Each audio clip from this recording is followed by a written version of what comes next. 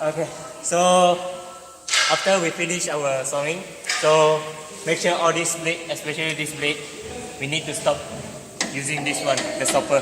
If not, this blade we're gonna run it. So we need to stop until all ending, then switch off everything.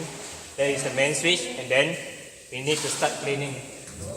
So we need to check everything.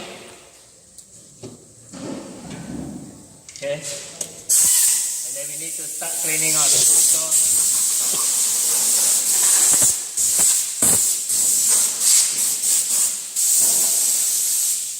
So make sure inside here also need to clean, especially the sensitive part here. The blade always touching here. So this is we need to clean it.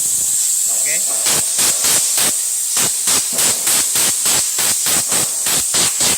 Because while we are sewing there, we need to add some petroleum so that it's smoother. Okay.